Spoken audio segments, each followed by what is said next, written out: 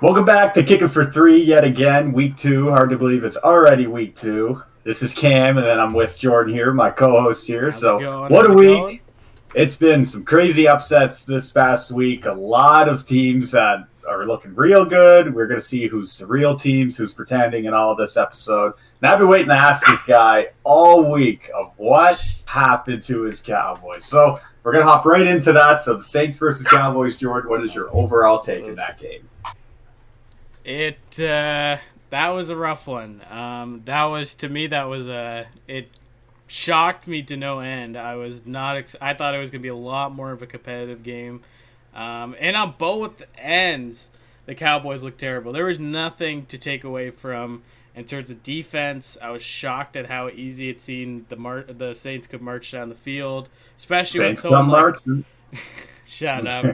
And I find, especially with Carr, I find I've always thought of Carr really now as like really washed up and really, but he looked like he was an elite QB, and it just was miserable. And then and I think what happened is they kept allowing defense, kept allowing touchdowns to happen, and then the Cowboys were answering back, but they were only answering back in field goals. They got the odd TD, but no, it was complete misery. Thank you for reminding me and asking me.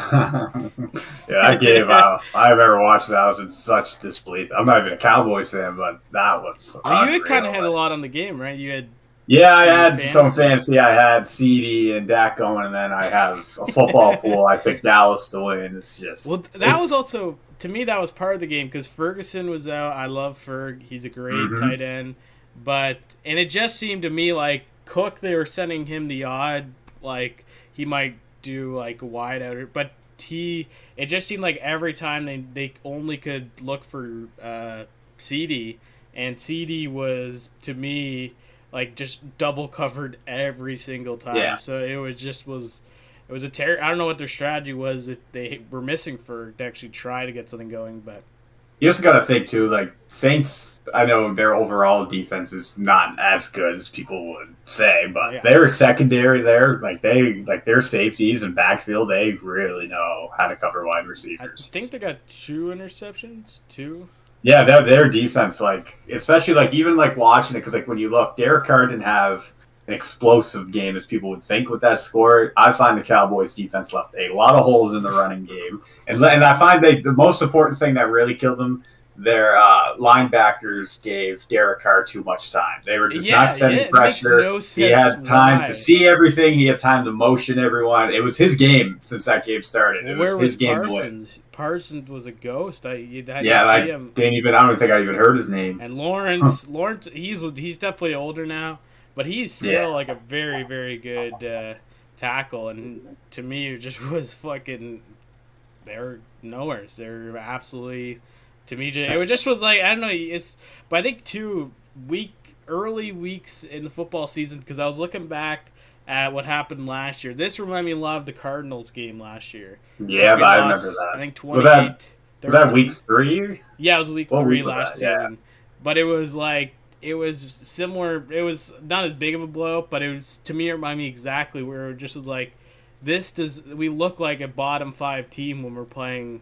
And the Cardinals, that was a way easier win than New Orleans, but Yeah. overall, it just was it just was miserable. So I'm hoping it's kind of that was a fluke. We have the rest of the team. We still have a very stacked team. I didn't actually check when Ferg is supposed to come back, but we need him back in the lineup definitely. Yeah, there's one good thing I could take away from that game for as the Cowboys. You could really see it kind of as a wake up call, especially Yeah, it being so early in the season. It's the best embarrassing for time them. for it to happen because early on in the season, Especially it's teams the have first best. game back in Akron. It was the first AT&T, game yeah. back in Texas, and What like they were just wrecked. people running for those stand box seats probably hate themselves now, wasting all that time and money. Probably You definitely see some rich you oil see baron those all was the like, time. oh, one of my, I lost. To me, I think I forgot to check, but I'm pretty sure AT&T is like one of the most expensive for sales. Oh yeah, and there's a lot of their seats are first come first serve. Oh yeah, and there's always like the That's why you videos, see, the videos, everyone always sprinting. stampedes. To Like get, it's like, yeah, because it's the standing seats. it's like OG Black Friday. Remember that? That was like the best part of Black Friday back in the day. Watching the videos. Oh yeah. Now it's like like they have like a $50 off on a TV now, but it reminds me every time like it isn't there like brawls and fights, wasn't there, with like a charge? Oh yeah, people go. Well, it's always. I remember a couple years ago is when the Niners and Cowboys met, and there was brawls before the game even started. Because like those teams are historical for their rival games and stuff. So yeah, it's just every time those teams mix together, it never ends well. But first come, first serve. That's brutal strategy. Yeah. Especially for a sporting I didn't event. know they had that. That'd be Yeah, it's the standing seats. Not all seats are like that, obviously, but a lot of them. wow. No, I would love to. I would love to see a game there someday. It is just such a trek, though. It's literally basically as far as we can go to in America. U.S., yeah, from where we are. We do in the next few years. We got to watch the game live. To me, that's one of the biggest things that we. Well, what we could do is say, well, this year's a perfect example. Week 5, the Steelers and Cowboys play. I think you would still love to see the Cowboys only traveling half the distance to Pittsburgh, but no, I will admit AT&T's a way better looking stadium than Acrisure. Way better. Not Heinz. I have to adapt. I've never. Oh my! What's it called? Acrisure. Acrisure. I don't even know what the company is. I never even heard of it before.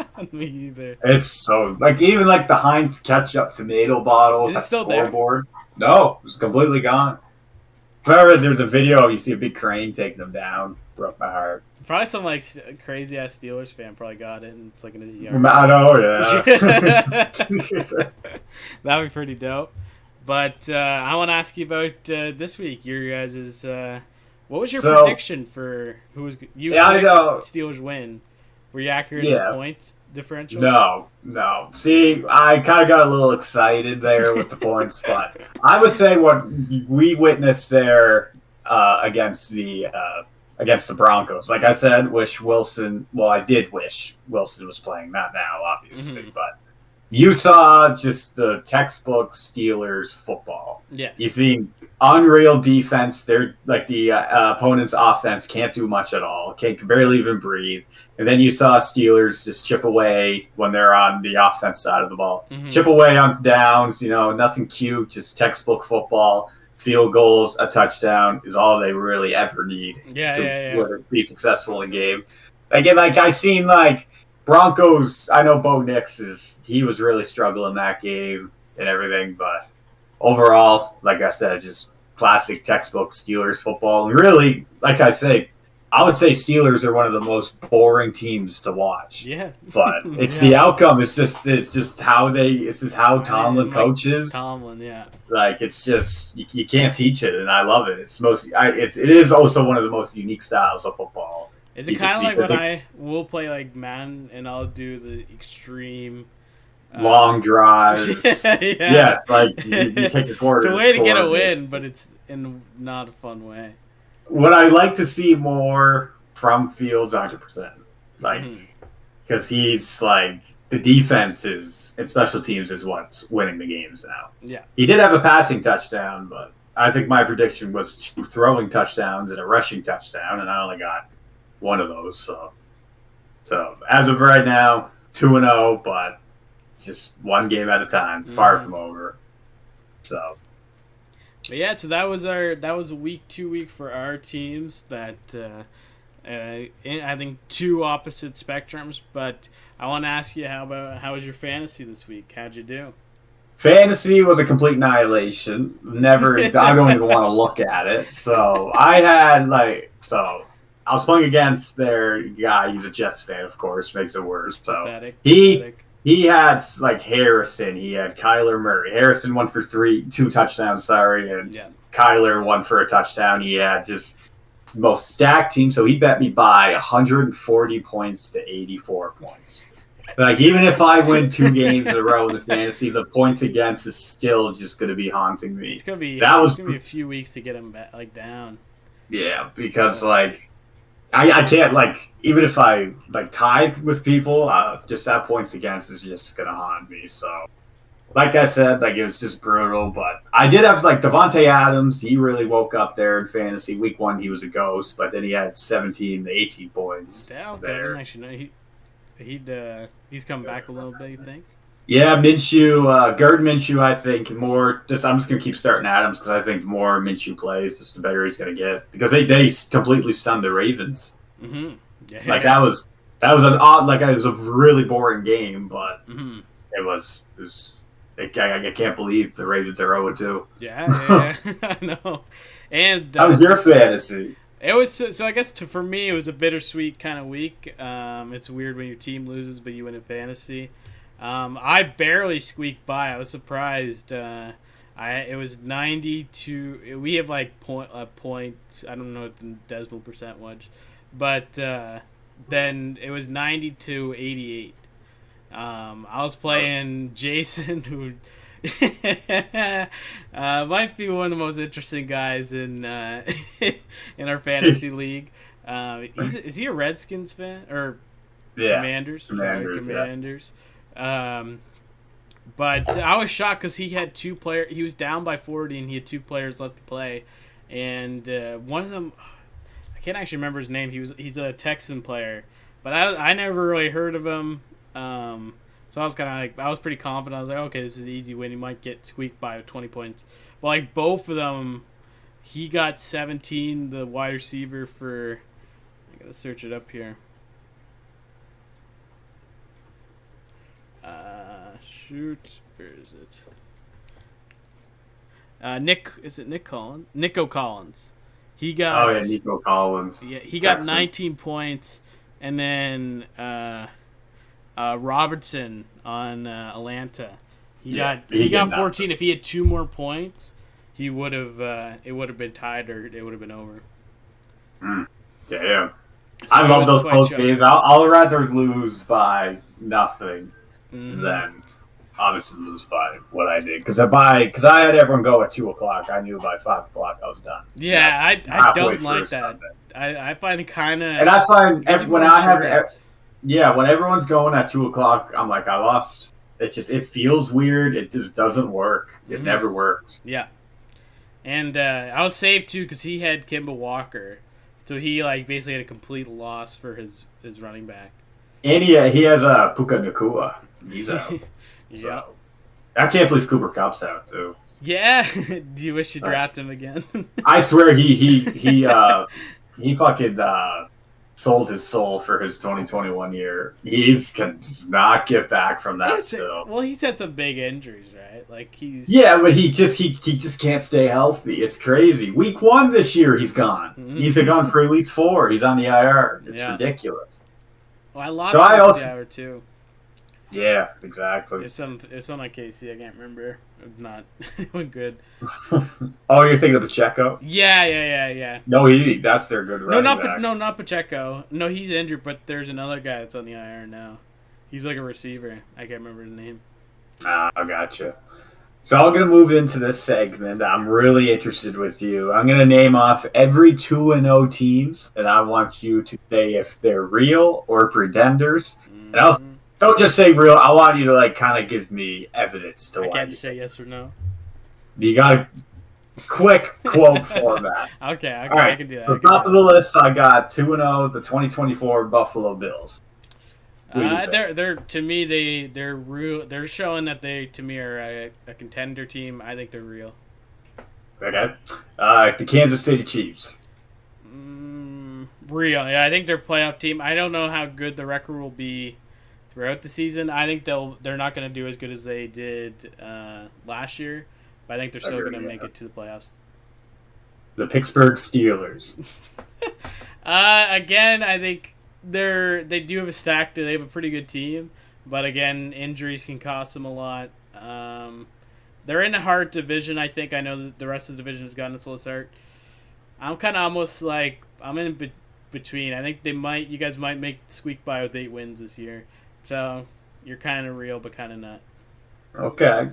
The New Orleans Saints. God, I hope this is just an early start, a good start for them. But I think their division's not too they're probably the best in their division, right? I'm trying to remember what's their. Or I could see Atlanta squeezing that division. I think they're better than Atlanta, so I would say for their division, I think they're real. But do I think they're going to be a Super Bowl team or a deep playoff team? No. Chargers with Harbaugh. No. You think they're pretenders? Pretenders. The Minnesota Vikings under Sam Darnold. See that was a real revenge game. Everyone's talking about Broncos versus Steelers. To me, the real is Sam Darnold versus his classic team, the 49ers. But no, I think I think they're really good, but I think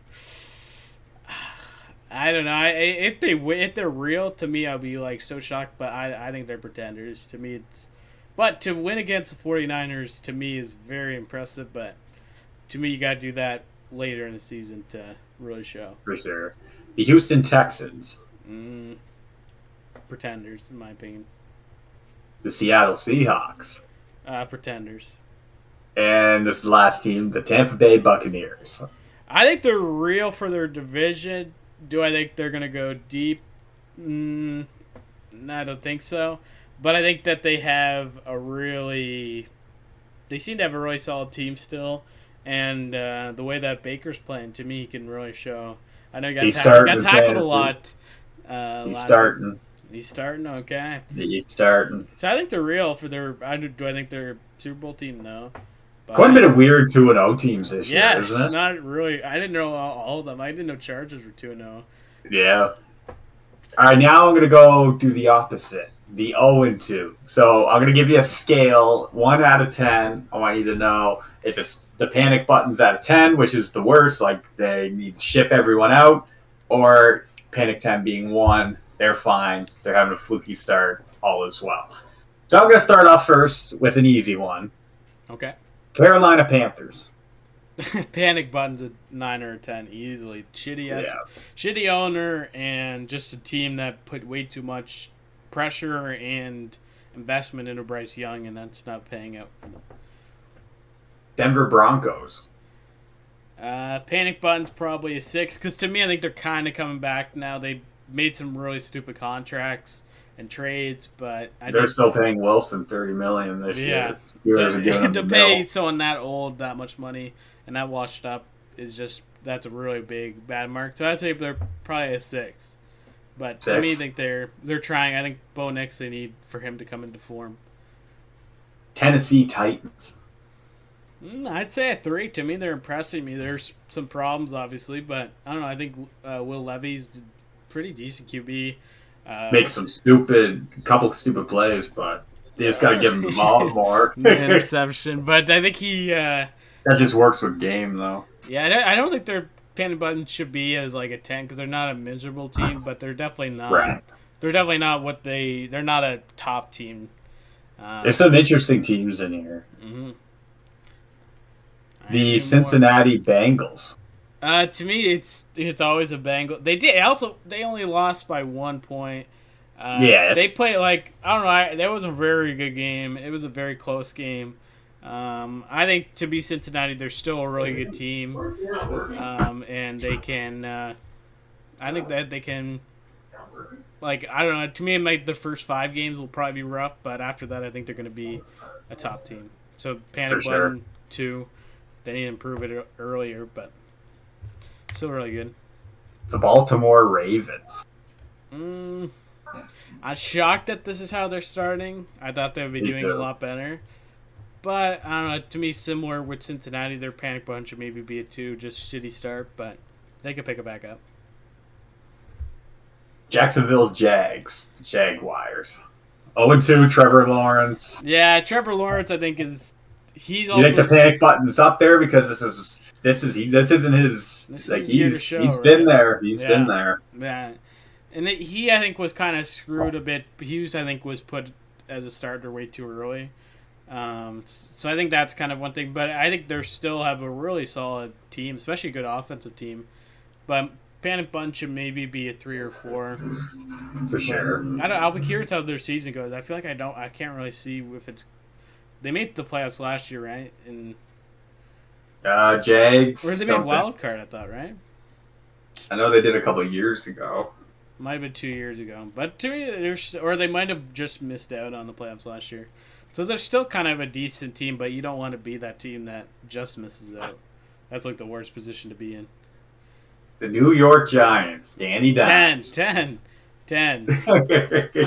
Now this one's I personally think they're panic buttons at 10. The team I'm about to name off here next, the Los Angeles Rams. Oh, okay, I thought you were gonna make a joke with the Cowboys.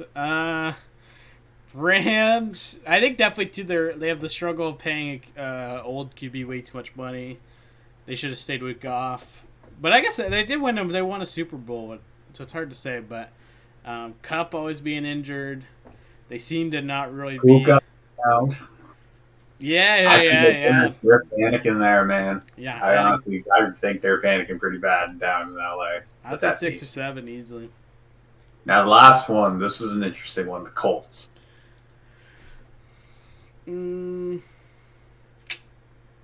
I'd say it should be there. I don't. To me, they really haven't improved over the past few years. They seem to be kind of either staying stagnant or maybe making a few. But Taylor's good, and Taylor's probably their biggest hope. But I think that they need to do a lot to improve the team. I would say 5. Yeah. I think maybe they should try to make a trade for maybe someone like Bryce Young or something like that, like just to kind of change the situation. I think maybe they could get a bit of a discount with how he's playing. For sure, definitely. Listen, I like those takes. I find the 2-0 teams are really weird this year. Mm-hmm. Like, there's not really a juggernaut. The only one that I could see going to the bowl would be either, I would be biased here, Steelers, Chiefs, or Bills. You think the Steelers could make it to the Super Bowl this year? Non-biased? Fuck no. Okay, at least you're honest. All right, I'll transition to my question for you this week. What was, in your time being a football fan, a Steelers fan, what was the most tragic moment for you as a fan?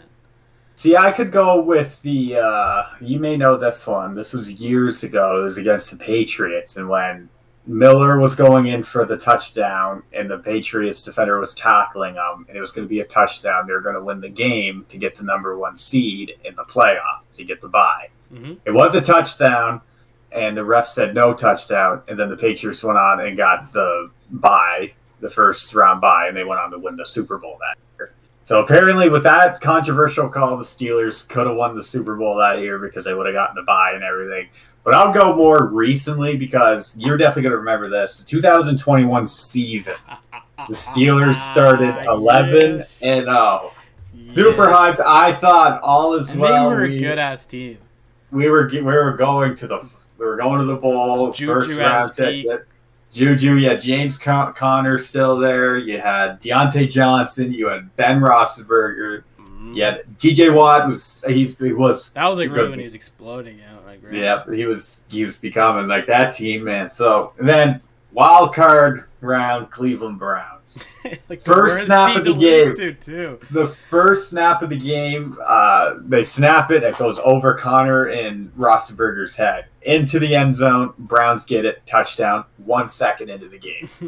I mean, I know Ben threw over 500 passing yards that game because they got down so much in the first half. He's basically fighting for his life. Yeah. But they got blown out at home too, which was even more embarrassing, especially being like the best team in the league that year. Yeah. I remember just sitting there after the game, just looking at the TV for like an extra hour, maybe. I remember I couldn't like even look at football. I didn't even watch the Super Bowl that year. I think I was done. But what would be yours as a Cowboys? I'm really interested with this because how many you shed tears basically weekly. Oh my! Get out of here!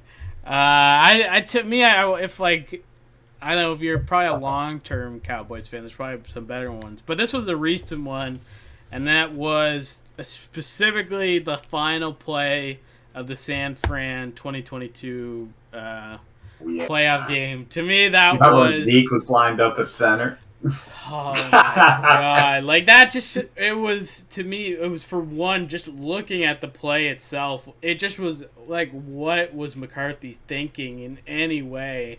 They needed to score there, and obviously some those plays are like Hail Marys are really, really freaking hard to get. But to me, I think the chances of doing a Hail Mary is a lot better than this like super weird, basically college play that I don't get it. Like it looked like you watch the play.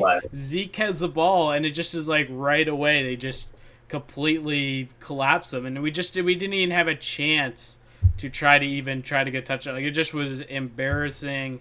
I don't know who thought it up and who said this is the play we need to try to bring this game back, or not even bring this game back, just to try to get. What was the score? Was that we were down by a touchdown? Was it or? Yeah, it was one possession. Yeah, I remember that game because I obviously watched that game, and I remember. I think you'll remember this too. Early on, Dallas was just kept shooting themselves in the foot with stupid penalties, like offside, false start. Like it's been marked by penalties and just really stupid. People or players that just will take away huge plays because there's a holding call or there's a... That's the worst for football teams too, especially when it's a front office problem. Even though you have all these good players, like they make you your paychecks because you're selling stuff with their name, faces, and everything. Kids look up to them and everything, but with the front office being so bad, they just can't get it going. And it's really bad. Jerry Jones needs to really he could be the owner. He's rich as that's God. What I mean. Why is he got to be rich the as GM? God. I don't know why he thinks he needs to be GM. The GM. And I saw there's an awful picture from him this weekend of it was him, Tyson, and Tom Brady. Yeah. Oh my god, a former segregationist, a convicted rapist, and the guy who destroyed the lives of many football fans. Dallas Cowboys fans. Yeah. Yeah. Although we do have actually that's the game before that we have his final loss was to a Cowboy. Yeah, Cowboys. Even though I think he's 7-1 against Dallas, but So I really wanted to want to talk about these rookie QBs. I'm not even going this year. I'm even going last year too, because we have been seeing really, really bad rookie QBs. And dude, I know exactly why they're reason. So do you remember when the Falcons, they paid top dollar for Kirk Cousins, lock him in, they have their quarterback. Mm-hmm. Then remember they drafted Penix, and everyone was like, whoa, you got Kirk. Why are you drafting a QB? They're doing exactly what Mahomes did with Alex Smith. They're doing exactly what Bledsoe did with Brady. Look at all these rookie QBs. As soon as they get drafted from college, they're getting thrown into an NFL game. Mm-hmm. And you see this all the time. Then we're probably not going to see Bryce Young starting for at least 5+ years, maybe. Mm-hmm.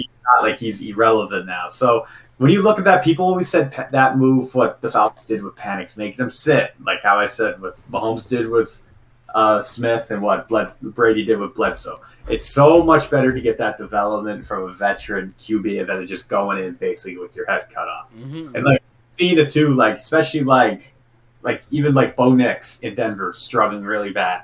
Look at Jordan Love under Aaron Rodgers for the first 2 years, and now look at him in Green Bay. They haven't missed a beat since then. It's crazy because especially college football 20 years ago, you learned to be a quarterback. You got there's so much studying and stuff you got to do now with college being so big now. These college players, you play college and then you can't just keep playing college because you're dominating. There's nowhere else to go. It's not as it used to be. You're not studying. You're not working to be a starting quarterback. Even watching the Falcons and Eagles game last night. On Monday. Monday night. I know the Eagles probably hated that game to lose that, but you're honestly watching two teams that could win their divisions as well. Mm-hmm. Falcons, I'd like you should have seen. The Eagles. Oh, the Eagles. They could win their division, but I know they hated losing that game. But I really think the Falcons are going to be something this year. It's just Like Kirk Cousins looked like Joe Montana at that last drive. Yeah. Just mark. It's crazy. Well, I think you need a passing of the torch in a lot of ways, and like a Miyagi kind of way of your old QB or the QB, or again, it's like with Alex Smith. Like he was a decent enough quarterback, but he was no ways the level of Mahomes. So it's like, yeah, I think to me, even if you don't have a Aaron Rodgers to teach you, or an Aaron or someone to like look to play behind, you do have people that played the game for 8 or 7 seasons or 6 seasons. They know the game. They know the game of football. And I think it's embarrassing. Also, too, with the biggest embarrassing one in this kind of era, I think was definitely, oh my God, Mac Jones. That was they completely set him up for disaster. He had to take over the biggest, most contentious position probably that we'll ever see. Like literally having to take over the job after Brady. To me, that there was no chance that he was going to be anywhere. Like, there's no chance that he was going to be a top 5 QB or top 10 QB because of that. Like he had so much pressure, not even just on the physical end and the playing end, also on the mental end. And if he lost the game, it was we should have kept Brady, or we should have gave Brady more money, or Brady wouldn't do this stuff. And it's, to me, that guy has nowhere to go but down.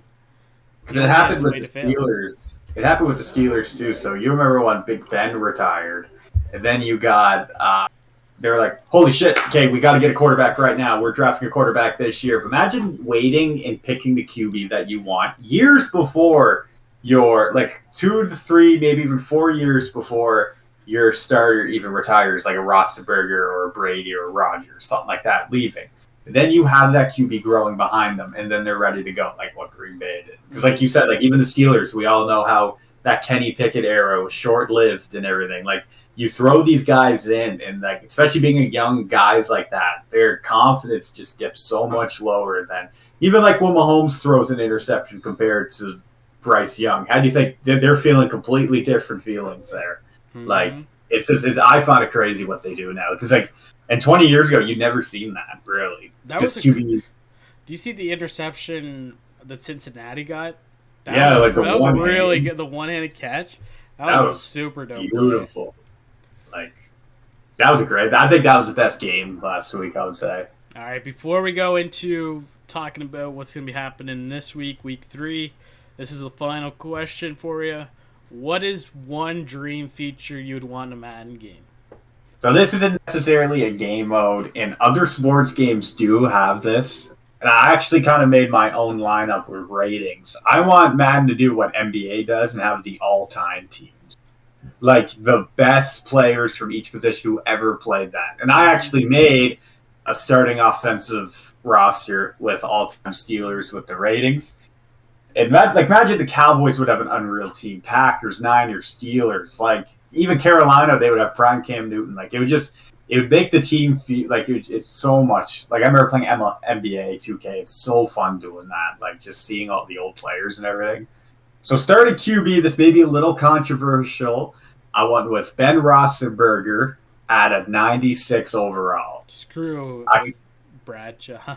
Yeah, I was thinking Bradshaw. So, I gave Ben Roethlisberger his career overall rating a 96 overall, not 99. I find that's fair. Yeah. Running back, I got to go with Jameer Bettis. So the Bus. You must have heard his nickname, the Bus, before. I'm honestly giving him a 99, the best running back of all time. He'll be in the backfield there. And then fullback, I'll go rest in peace to Franco Harris. I also gave him a 99. He's a beast. Wide receiver 1, Hines Ward at 95 overall. Yeah. He'd be awesome to play. Man. He was just... Wide receiver 2, Antonio Brown. Yes. What season 99. Antonio Brown? Just prime. It doesn't... Okay. What was your favorite season with Antonio Brown? Would you say? I'll probably when he won Offensive Player of the Year. What year was that? 2017, I believe. That was a great year. So then, wide receiver 3, I went with Lynn Shawn, 94 overall. Wide receiver 3. And then tight end, you already know who I'm going with. Heath Miller, 94 overall. Heath Miller is such a beast, man. So I find that man. And then even a defensive end too. You could have some really. Oh yeah, man. Because I find offense would be a little more fun, but defense would have so much iconic names on it. Mm-hmm. What would yours be? What would you think? Similar minds think alike. We showed the questions this week, but we didn't. We did tell each other our answers. But mine was similar. I wouldn't have I think that would be really cool to pick the team, but I think I would love just for classic teams, and you could play as franchise. You could play as like the 1973 Dolphins, or you could play as like the 94 Cowboys, and play an entire season. Because to me, I don't get it with Madden. They have like the NFLPA, like the Players Association. So I don't know why they can't have these like classic team like like 2K. They can do where you play as the 93 Bulls, or you can play. The show has it. MLB. Yeah, even got. It's to me, it just seems like it's pretty easy just to make like I don't know. But I think the biggest flaw in general, what I would wish is actually kind of a switch up of the entire system of Madden. I think what they should do is just release an NFL game for like that year of the console, like maybe have it last like 3 or 4 years, and then just do roster updates. Because that's what it's been, and then it'd be so much better because what happens with these games is they make them, and then they have to spend the next 6 months fixing all the problems that they created in the new release while they're trying to coincide making the new game. So they have absolutely no time to make new features, add a lot of fun stuff. Like, it just is usually shitted out every year, and they'll make their $90-$100 a game. So I think, to me, what they should do is just release football. I don't know. They could be more creative, but Madden. But they just have it where they would just roster update or keep it updated like those mobile, like not mobile games, but like all like I don't know, like Counter-Strike or Siege, anything. Yeah, Fortnite, those games are so much better and more loved because they actually are supported and it's not a cash grab. And they'll make their money back from the Ultimate Team. Like yeah. Well, what sports teams kind of do, and I personally, I completely agree with you. I hate it, but what EA does in 2K, like every game who makes the same game every year, even Call of Duty, it's a year subscription. That's all it is. You're just paying for the year. That's all it is. So if you think say you pay Disney Plus, how much is that a year? What do you think? It's like $9 a month. Yeah, so times 12. Seems like it's expensive as shit. Yeah. So in that sense, it does make sense, and it is cheaper if you look at it that way, but it shouldn't be that way. Mm-hmm. Like, at all. Like, it's really bad. Right, so we're going to go now with the upcoming games. We picked I believe we picked 5 games that we think that would be the best plus most meaningful of the week. So I'm going to start off, Jordan. Obviously, I'm going to start off with you. We are going to go Dallas versus Raven. Now, this would be a very scary. This would be an interesting game. If we can get Ravens to start 0-3, that would be awesome. I think it's going to be a tight game. But I'm expecting that the Cowboys come out they got to come out early. Get sacks on early with against Lamar. They got to be showing a lot of pressure, and Dak and CeeDee got to be whipping it down the field. I think it's going to be high. I think it's going to be a high-scoring game. I honestly think the score could go in the 40s easily, and I don't think it'll be a blowout. So I think maybe let's go 40-33 for the Cowboys. Okay. See, what I think of this game, I think of Lamar running and them using Derrick Henry. I do not see Lamar throwing a whole lot this game. I do see them because Derrick Henry didn't really have his game. Like, he's not playing the game that he usually did in Tennessee as he is right now with the Ravens. I get a different playbook, different team and everything, but I think Lamar is going to rush a lot. I think he's going to have a lot of rushing yards. But I really do think this is going to be a game for Henry. I think he could get 2 touchdowns in this. I'm not saying they're going to win. I think I am going to pick Dallas to win this game because I could see CD and the Dak Prescott show really connect this game too. But I won't go as high as you. Give me 21 Dallas, 17 Baltimore. Okay. All right. That's what I think. Your team's playing the Chargers this week. What do you think the score is going to be? What do you think the outcome's going to be? So we got 2 really good coaches going head-to-head here. Steelers home opener, so that's always exciting. But these 2 coaches are strong defense coaches. This is going to be a really low-scoring game. This is going to be a game, if you like to watch offense, I would not watch this game. You are going to see not a lot of points being scored. You're going to see a lot of 3-and-outs, and you may even see a lot of defensive plays. Punting.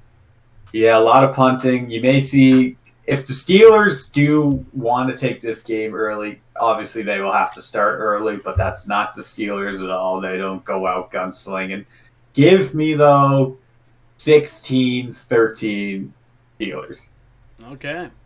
I went a little different. I think it's going to be a little bit more of a scoring game for the Chargers. Not as much the Steelers. I think the Steelers might get a touchdown, but I think that the score is going to be 21 for the Chargers to 15 for the Steelers. I think the Steelers are still relying too much on kicking, and especially I think it is definitely going to be a defensive game. But I think the Chargers, they kind of showed me last week they have they do have some offensive potential, and I don't know, I think they'll get a few, but I think it's going to be a win for the Chargers. 3-0 for the Chargers. Herbert's still looking good. Well, that'll be interesting too. I love 2-2. They're both 2-0, right? Yep, yeah. So this is I really like that they're both 2-0 going. That is gonna be a real good game. All right, Patriots and Jets Thursday night, big game tomorrow. Divisional rivalry game. The Jets have been cool. The Jets have been decently enough. Aaron Rodgers seems to still be. He's a 40-year-old quarterback. He does really good for his age, but I don't think he's anywhere. He's just nothing where he was. But I think the Pats have been surprising me a little bit this year. I thought they were going to be a lot more disastrous.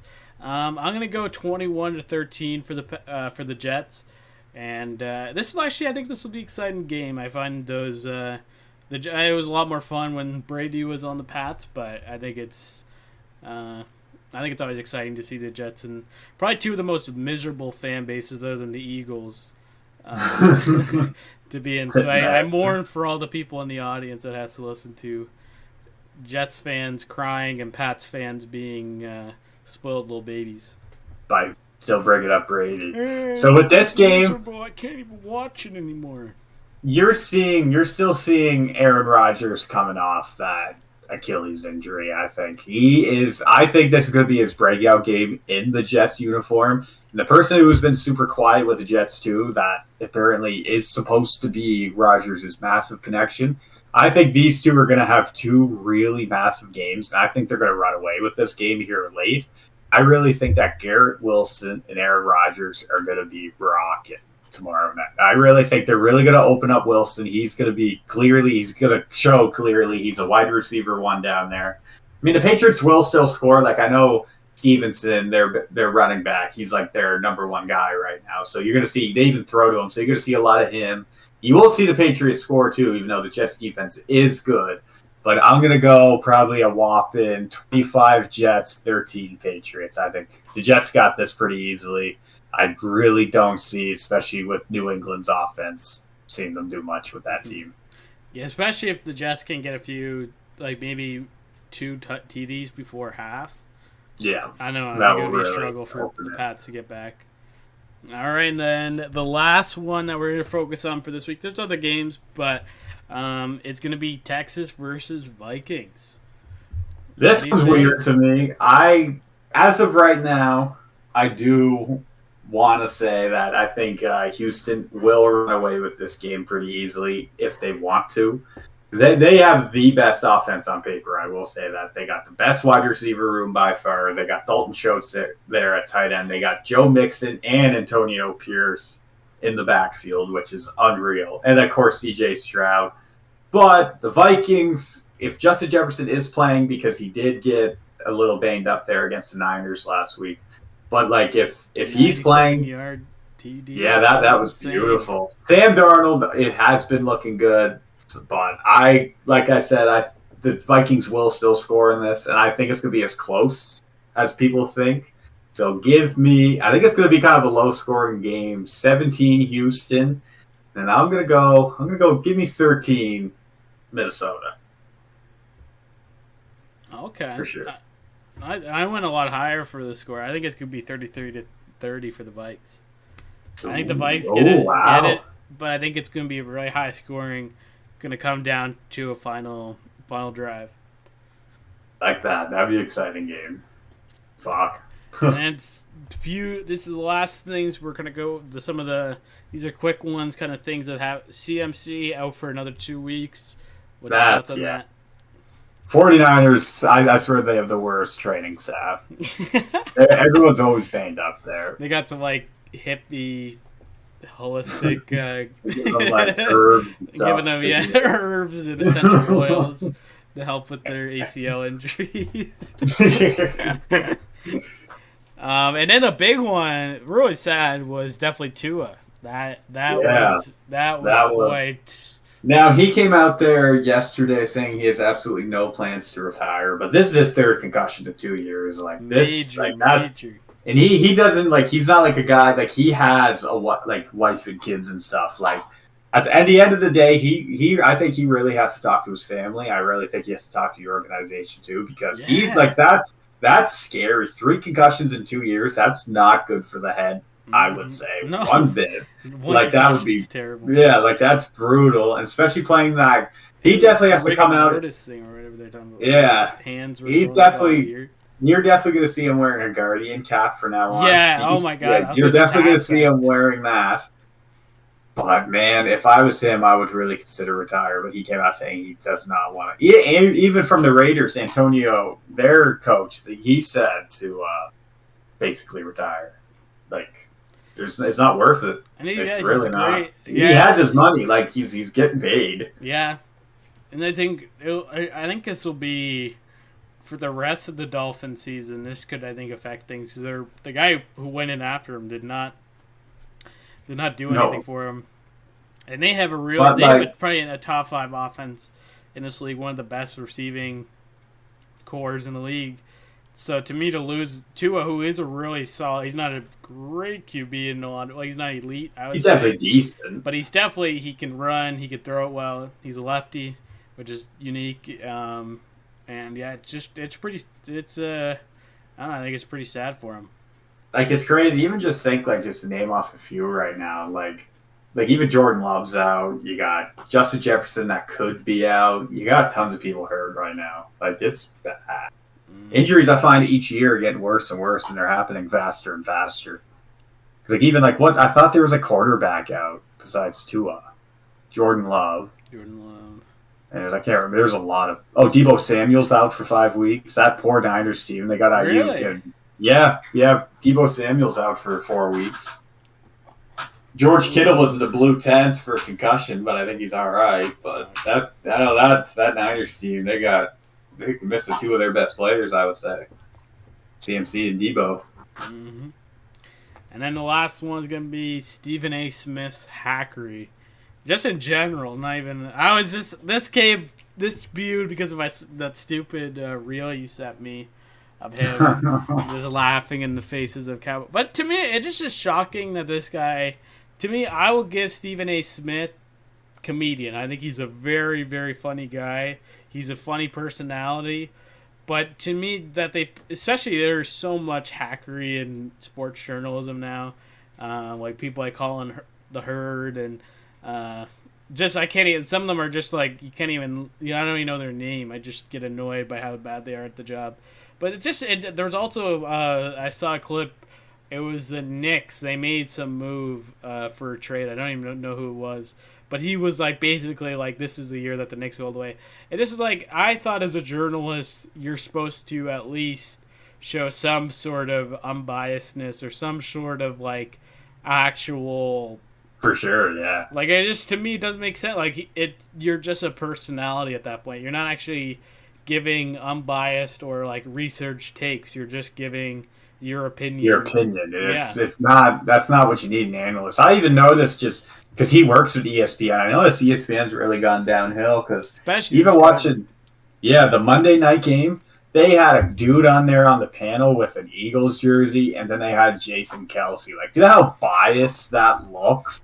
On especially being prime time of the whole America watching you, and you're so far. I'm so happy the Atlanta bet them that night. Yeah. Everything was Eagles. Like they even had, they were doing like WWE stunts basically with fucking Jason Kelce. Like, it was bad. Like, because he was back at home and like, oh my god, these Kelce brothers, man. I tell you. Actually, I just thought of an idea for, I guess, my final one thing I would want to add to Madden, and that would be that they buy the entire license to Taylor Swift's discography, and that they get some of the best graphic designers to design her. So every time you're playing the KC, you can kind of have. It'll probably bring a lot of Taylor fans to Madden, Swifties to play Madden. Bring up the PlayStation, and it wouldn't get Xbox annoying. sales, It definitely wouldn't get annoying to hear Taylor song every time you get a touchdown. Imagine every time you're playing a Travis Kelce catches it, just pans to her. Oh, man. But all right, that's been another episode of Kicking for Three. I've been joined with my pal Cameron. Any final words you'd like to say to the people? I'm so excited. I cannot wait to play you in fantasy this week. I think my record against you. Fantasy. I think my all-time record against you is 5-1, I believe. So, where's that come from? Well, I swept you the first year, and then I swept you the second year, and you bet me once last year. 5-1. But thank you everyone who listened to last week's episode and listening to this week's episode. We appreciate you. Shout out to Chris. You the homie. And let's hope the 49ers lose. All right. Peace.